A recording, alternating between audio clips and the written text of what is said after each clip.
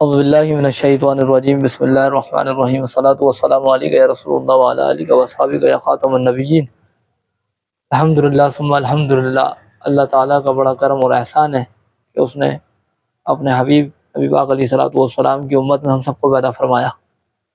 آج کسی صحابی کا یا کسی اللہ کے برگزیدہ بندے کا عرس مقدس نہیں ہے، لیکن آج ہم جس شخصیت کے حاضر ہوئے ہیں اور ان کے متعلق، ان کے والد محترم، ان کے پیر و مرشد، ان کے سلسلے کے متعلق آج ہم ان سے بات کریں گے، تاکہ عوام اہل سنت کو اور بالخصوص اللہ کے ولیوں سے محبت کرنے والوں کو یہ معلوم ہو سکے کہ ان کے سلاسل، جو ہمارے بزرگان دین کے سلاسل ہیں، وہ لوگ کتنا کام ہمارے لیے کر گئے اور ہمیں کیا کردار ادا کرنا چاہیے۔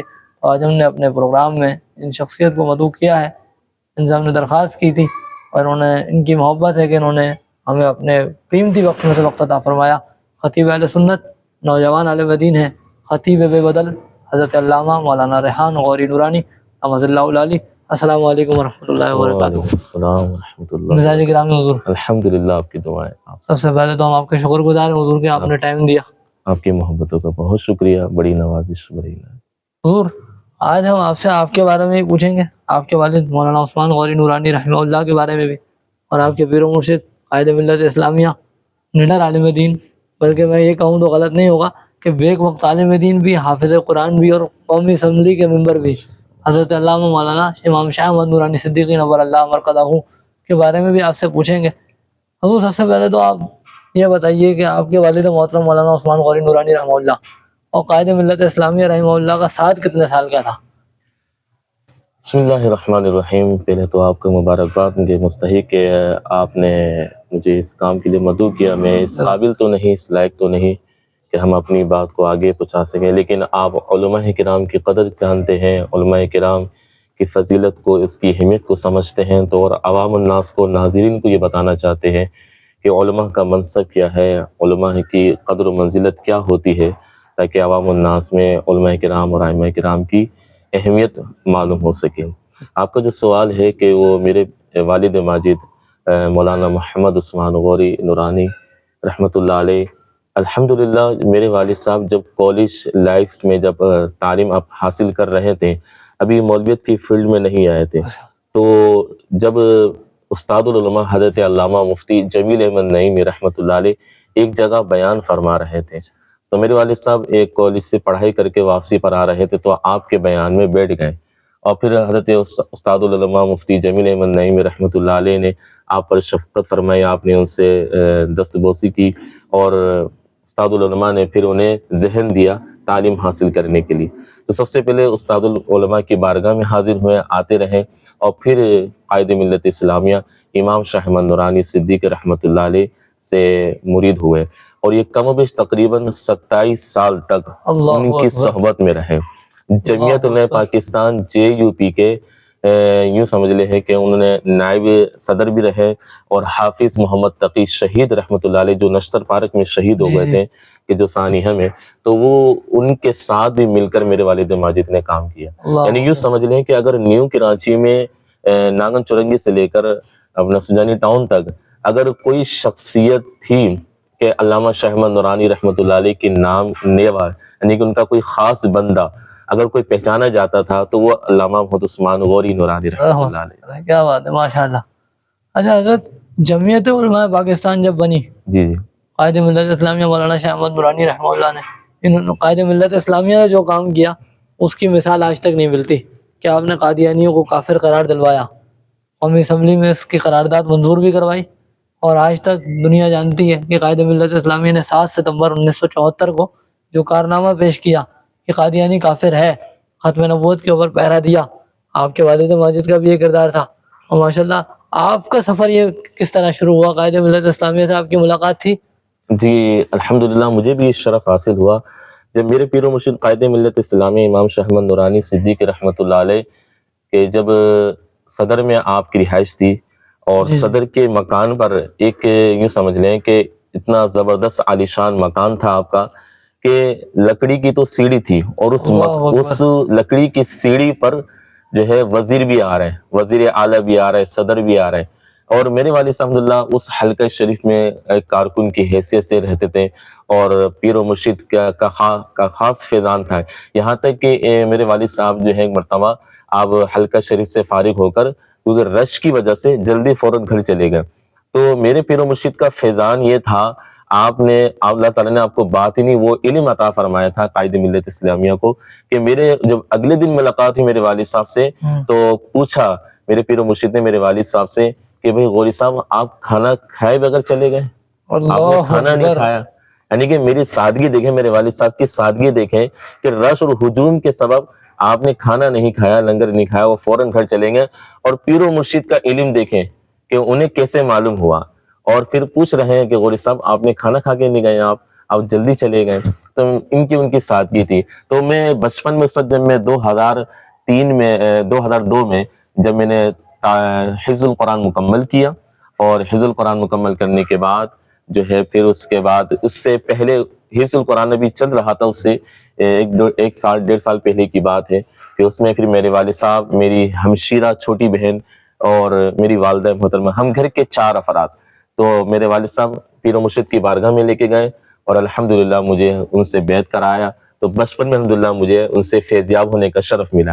تو ایک تو مرتبہ یہ. دوسری مرتبہ تب کہ جب نئی کراچی میں محرم الحرام کے حوالے سے جب جلسہ ہوا اور قائد ملت اسلامی امام شیخ احمد نورانی صدیق رحمۃ اللہ علیہ ہر سال محرم الحرام کے جلسے کے پروگرام میں آپ آیا کرتے تھے، تو اس وقت ہزاروں لاکھوں لوگوں کا مجمع تھا، اور اسٹیج پر ڈیوٹی جو ہے میرے والد صاحب کی تھی کہ وہاں پر بڑے بڑے عالمی یا بڑے بڑے سیٹ لوگ بھی تمنا کرتے تھے کہ بھئی ہمیں بھی اسٹیج پہ جگہ مل جائے. تو اس وقت میں حس کر رہا تھا، تو میرے والد ماجد نے مجھے لے کر گئے اور سارا میڈیا آیا ہوا تھا اور وہ ساری کوریج ہو رہی تھی. تو میرے والد صاحب مجھے لے کے گئے اور میرا تعارف کرایا کہ حضور یہ میرا بیٹا حس کر رہا ہے، آپ دعا فرمائیں. تو پیر و مرشد کا یہ فیضان تھا کہ پیر و مرشد نے الحمدللہ اپنی جیب مبارک سے جو بھی کچھ نذرانہ تھا اس وقت نذرانہ میں نکالا بھی، اور مجھے بھی عطا فرمایا اور میرے سینے پر ہاتھ بھی پھیر دیا. سبحان اللہ. اور اس کے بعد پھر میرا حفظ القرآن جلدی مکمل ہو گیا. یہ 2 میری ملاقاتیں میری زندگی ہوئی ہیں. اللہ تعالیٰ بس ان کے درجات بلند فرمائے، ان کا فیضان ہم پہ جاری وساری. اچھا حضور، آپ نے درس نظامی کہاں سے کیا؟ کہاں سے فارغ و تحصیل ہوئے؟ ہاں جی الحمدللہ، یہ میں نے درس نظامی کا آغاز جو ہے دارالعلوم نعیمیہ سے کیا تھا. وہاں 1 سال میں نے مکمل حفظ کیا تھا درجہ اولا، اور اس کے بعد پھر میں دور کے سبب، پڑھنے کے سبب کہ مجھے راستہ دور پڑتا تھا، تو پھر وہ ہمارے ایک دوست تھے مفتی عدنان صاحب، تو انہوں نے مجھے ذہن دیا کہ الفرقان اسکالر اکیڈمی کہ وہاں چلیں، کیونکہ حالت غربت میں تھے تو وہ جلدی بھی کرنا تھا. تو اسی وجہ سے جو ہے بس ان کے ذہن پر جو ہے الفرقان اسکالرز اکیڈمی میں مفتی اکمل صاحب استاد العلماء ہیں، تو میں نے وہاں سے فراغت حاصل کی درس نظامی. ماشاءاللہ. حضور کتنا عرصہ آپ کو درس نظامی مکمل کرے ہو گیا؟ تقریباً جو ہے درس نظامی مکمل کیے ہوئے 7-8 سال ہو گئے. 7-8 سال ہو گئے. جی جی الحمدللہ. اور جس مسجد میں آپ ابھی جامع مسجد نورانی، آپ کے مرشد کے نام پر یہ مسجد ہے نورانی مسجد، ماشاءاللہ نسبت کتنا عرصہ آپ کو یہاں پہ امامت کراتے ہو گیا؟ یہ مجھے بڑی خوش نصیبی ہوئی کہ مجھے نسبت سے پیر و مرشد علامہ امام شیخ احمد نورانی رحمۃ اللہ علیہ کی نسبت سے ماشاءاللہ لیاقت آباد میں سپر مارکیٹ کے قریب، آکو سپر مارکیٹ کے قریب ماشاءاللہ نورانی مسجد ملی ہے. یہ نورانی مسجد جو ہے ادھر کے محلے والوں کی ایک سلسلے سے شروع ہے. یہاں پر ماش کی برادری رہتی ہے، وہ خیر یہاں اس مسجد کا کسی جماعت سے خیر تعلق نہیں، لیکن یہ کہ الحمدللہ مسلک اہل سنت سے وابستہ لوگ ہیں، اور یہاں پر الحمدللہ اہل سنت جماعت کے لوگ یہاں پر ماشاءاللہ شامل ہیں. تو یہاں پر میں 2014 میں یہاں پر حاضر ہوا تھا.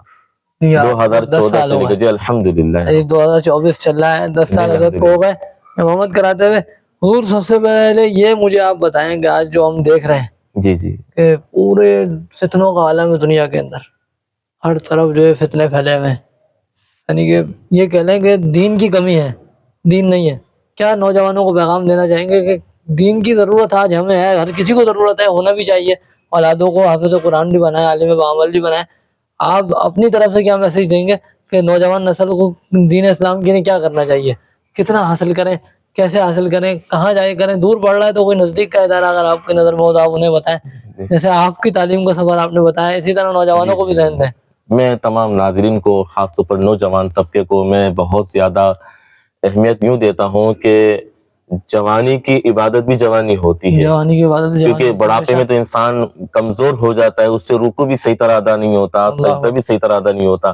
تو جو انسان جوان ہوتا ہے وہ دین کی بہت زیادہ خدمت کر سکتا ہے، دین اسلام کی بہت ساری خدمت کر سکتا ہے. تو جس طرح ایک صحابی رسول کا ایک واقعہ یقیناً آپ نے سنا ہوگا، حضرت سیدنا حنظلہ رضی اللہ تعالیٰ، کہ جن کی ابھی ابھی شادی ہوئی تھی اور شادی کو ابھی 1 سال ہی گزرا، شب عروسی گزری، اور اس وقت نبی پاک صلی اللہ علیہ وسلم نے حکم جاری فرما دیا کہ جو میدان عمل کی طرف بڑھے گا اس کے لیے جنت ہے. تو وہ حالت ان پر غسل فرض ہو چکا تھا، تو وہ پھر بھی آقا دو جہاں صلی اللہ علیہ وسلم کی حکم کی تعمیل کے لیے فوراً نکل پڑے، کہ اتنی تاخیر بھی نہ انہیں نے کہی کہ میں اب جیسے ہی حکم ملا فوراً میدان عمل پہ اتر پڑے. اور یہاں تک کہ انہیں شرف کیا ملا کہ انہوں نے فرشتوں کو غسل دیا، غسل ملائکہ کہلائے. تو یہ نوجوانوں کو یہ سبق حاصل کرنا چاہیے صحابہ کرام نے کہ انہوں نے اپنی جانیں، اپنی جوانیاں دین کے نام پر لٹا دی. تو آپ بھی نوجوان طبقہ جو ہے اگر دین اسلام کی خدمت کریں گے تو اسلام کو کتنا عروج ملے گا. تو الحمدللہ ہمارے لیاقت آباد میں کافی ادارے ایسے ہیں کہ جہاں دین کی تعلیم حاصل کی جاتی ہے. ہمارے مرکزی مسجد رحمانیہ مسجد میں ماشاءاللہ حفظ القرآن کا بہترین شعبہ چل رہا ہے، فرقانیہ مسجد بھی ہے، اور بھی کئی مساجد ہیں، شہداء مسجد ہے ماشاءاللہ، وہاں پر عالم کورس کا دعوت اسلامی کا کے اعتبار سے پروگرام چل رہا ہے. فرقانی اکیڈمی میں ماشاءاللہ وہاں پر بھی دعوت اسلامی کے زیر اہتمام درس اسلامی کا کورس چل رہا ہے. اور جب سے الحمدللہ میں یہاں پر آیا ہوں تو میں بھی کئی شارٹ کورسز کرا چکا ہوں الحمدللہ، اور اب تک میرا یہی ذہن ہے کہ میں اپنے نوجوان طبقے کو دین اسلام کی تعلیمات سے روشناس کراؤں. کیونکہ نوجوان اگر دین کی خدمت، پہلے تو علم سیکھنا ضروری ہے، کیونکہ یاد رکھیے گا بعض لوگ یہ سمجھتے ہیں کہ بھائی جو عام عوام جوہلا طبقہ ہوتا ہے نا، ان کا نظریہ کہنے کا یہ ہوتا ہے کہ بھائی علماء کی پکڑ زیادہ ہوگی، یہ سب جانتے ہیں، یعنی تم نے کچھ نہیں سیکھا، تم کچھ نہیں جانتے ہو. تو یہ عذر قابل قبول نہیں ہوگا قیامت کے دن، کیونکہ اللہ تعالیٰ نے قرآن میں فرمایا کہ فَاسْأَلُوا أَهْلَ الذِّكْرِ إِن كُنتُمْ لَا تَعْلَمُونَ، کہ تم تو سوال کرتے اہل علم سے، اہل ذکری ان کنتم لا تعلمون، اگر تم نہیں جانتے. تو قرآن میں تو اللہ تعالیٰ نے فرمایا کہ تم تو سوال کرتے، تم تو علم حاصل کرتے علماء سے. تو یہ قابل عذر نہیں ہوگا قیامت کے دن کسی کا عذر کہ ہمیں نہیں معلوم تھا. آپ کو کیوں نہیں معلوم تھا؟ آپ نے کیوں نہیں دین سیکھا؟ آپ کیوں نہیں علماء اہل سنت کے پاس آ کر بیٹھے؟ اپنی کیوں نہیں عقائد کی اصلاح کری ہے؟ تو نوجوان کو چاہیے کہ اپنی زندگی کو خراب نہ کریں. سوشل میڈیا کا بھی دور ہے تو اس میں بہترین علماء کرام کو سنیں، ہمارے جو علماء اہل سنت سے وابستہ ہیں اور جو ائمہ کرام موجود ہیں ان سے جڑ کر رہیں، تاکہ آپ ان سے بھی براہ راست بھی علم حاصل اب کرتے رہیں. اچھا حضور، یہ سننے میں جیسے ابھی آپ نے یہ بات کری، بہت لوگ یہ کہتے بھی ہیں اور یہ سننے میں بھی آتا ہے کہ بھائی مولوی بنا دیں گے تو کہیں سے رشتہ نہیں آئے گا، شادی نہیں ہوگی. یہ کیا ذہن ہے کہ مولوی بن جائے، یعنی انجینئر بنا دو، ڈاکٹر بنا دو، مولوی نہ بناؤ، ایسے کیوں ہے؟ اور کہتے ہیں جی اور کوئی مسئلہ خراب ہو جائے، نماز پڑھنے نہیں آ رہی ہے، تہیات نہیں آ رہی ہے، نہیں آ رہی تو امام صاحب سے پوچھنا بھی نہیں ہے، غلط پڑھ لیں گے. اس کا کیا یہ معاملہ بتائیے کہ دین سیکھنے میں شرم کیسی ہے لوگوں کو؟ بعض لوگ جو ہے مولوی کو ایک غلط تعصب لے کر جاتے ہیں، غلط تعصب، کیونکہ مولوی میں بڑی بڑی ہستیاں آ جاتی ہیں. مولوی میں تو اعلیٰ حضرت شخصیت بھی آ جاتی ہے. اللہ اکبر. مولوی میں تو ملا جامی عبد الرحمن جامی رحمۃ اللہ علیہ بھی آ جاتے ہیں. تو مولویوں کو برا بھلا کہنا، ان کی توہین کرنا، یہ کفر تک کا حکم ہے. اور دیکھیں رزق کا وعدہ اللہ تعالیٰ نے کیا ہے کہ ہم تمہیں بھی رزق دیں گے، تمہاری اولاد کو بھی رزق دیں گے. اور یہ ضروری نہیں ہوتا کہ ہم عالم بن کے، حافظ بن کے کہ دین کو بیچ کر کمائیں، نہیں، ایسا ہرگز نہیں ہونا چاہیے. اپنے ذریعہ معاش ہم دیگر بھی کام کرے، کوئی ہنر بھی سیکھے اور دین اسلام کی فی سبیل اللہ خدمت بھی کرے، اور جو اس کا کوئی شرعاً معاوضہ کوئی دینا چاہے وہ اس میں کوئی قباحت بھی نہیں ہے. تو اس طرح کہ آپ کو دنیا بھی ملے گی، دین بھی مل جائے گا.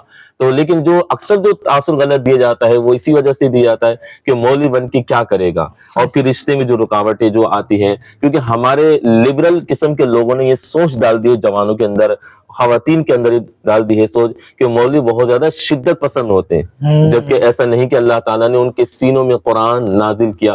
قرآن محفوظ ہوتا ہے، وہ قرآن کے حافظ ہوتے ہیں، عالم ہوتے ہیں، ان کے دل تو بہت زیادہ نرم ہوتے ہیں، وہ کوئی سخت مزاج کے نہیں ہوتے.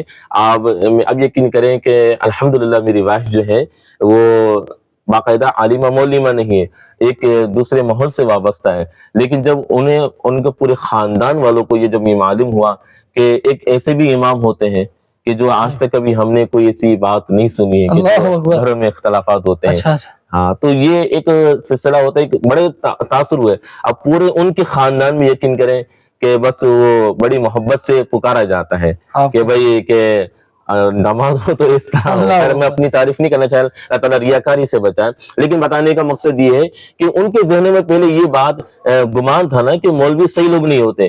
اب ان کا سارا جو ہے ذہن کلیئر ہو گیا، واقعی مولوی حق ہوتے ہیں کہ وہ رشتوں کو سمجھتے ہیں، وہ رشتے کے حقوق کو صحیح طرح ادا اچھا کرنا اس میں جانتے ہیں. لڑائی بھی نہیں ہوتی ہے، مل کے چلتے ہیں. الحمدللہ آپ کے کبھی ہو بھی جاتی، ایسا نہیں ہے ہاں کبھی، لیکن الحمدللہ گھر کے اندر چار دیواروں میں کر کے بات ہو جاتی صلح صفائی کر دیتے ہیں، کیونکہ ہم دین پڑھے ہیں تو الحمدللہ ہم نے دین کو محدود نہیں کیا.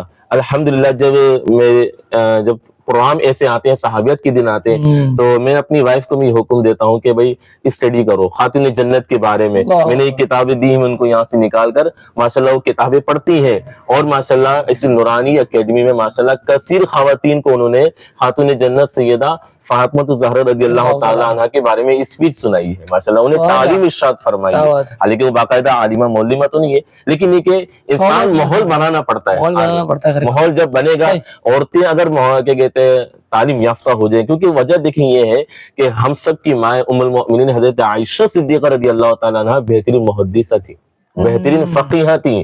کیا انہوں نے تعلیم حاصل نہیں کی؟ تو ہماری مائیں بہنوں کو بھی تعلیم حاصل کرنا چاہتا ہے کہ یہ اولاد کی اچھے انداز سے پرورش کر سکے. آپ کے کتنے صاحبزادے ہیں حضور؟ الحمدللہ آپ کی دعا سے، اللہ پاک کے توفیق سے، رب کی مہربانی سے، پیارے آقا دو جہاں صلی اللہ علیہ وسلم کے صدقے میں اللہ تعالیٰ نے مجھے ابھی 2 مہینے پہلے ہی اولاد کی نعمت سے نوازا. ایک بیٹا ہے الحمدللہ، اور اس سے پہلے ایک بیٹی ہوئی تھی الحمدللہ. وہ بیٹی الحمدللہ اللہ کا شکر ہے، 2 بچے ہیں میرے. ماشاءاللہ ماشاءاللہ. حضور ماشاءاللہ آپ نے اپنی پوری زندگی کے بارے میں بتایا، مرشد کریم کے بارے میں بتایا، والد محترم کے بارے میں بتایا، اور آپ نے بتایا کہ جس طریقے سے بھی مولوی طبقے کو جیسے دیکھا جاتا تھا، آپ نے اپنی مثال بھی ہمارے سامنے اور ناظرین کے سامنے پیش کری. تو دینی ماحول بنانا پڑتا ہے، جیسے حضرت نے بتایا. دین کوئی لے کر نہیں آتا، اگر کوئی باہر کا ہوتا ہے جی جی اور وہ دین سے وابستہ نہیں ہوتا، اور آپ جو ہے وہ دین سے وابستہ ہیں، تو دین گھر کا ماحول ایسا بنا لیں. جیسے مثال ہے، باپ کہتا بھائی میں تو نماز پڑھوں نہیں اور میرا بیٹا عالم حافظ بن جائے، تو ایسا نہیں ہوتا.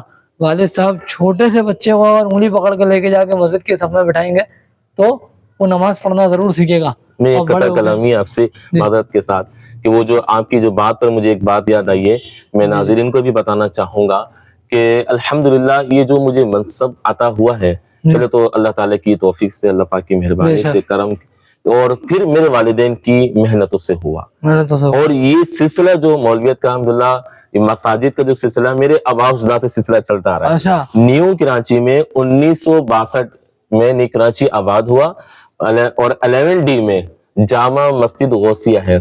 اس جب جامع مسجد غوثیہ کے بانی، سب سے پہلے بانی الحمدللہ میرے دادا شیخ عبدالخالق غوری نشمندی رحمۃ اللہ علیہ. اور نیو کراچی میں سب سے پہلے آباد کو کرنے والے اس وقت جب یہ ضیاء الحق کے دور میں پھر نیو کراچی کو آباد کیا، تو پھر وہ جب میرے دادا انڈیا سے تشریف لائے تو نیو کراچی میں وہاں ٹھہرے رہے، اور پھر وہاں پر دور دراز میں کوئی مسجد نہیں تھی. تو پھر تاریخ کو اٹھا کے دیکھے گیا، میں نے اپنے والد صاحب سے بھی سنا، اور ان کے کافی رجسٹر ریکارڈ موجود ہیں جو انہوں نے لکھا کہ نیو کراچی میں کوئی مسجد نہیں تھی.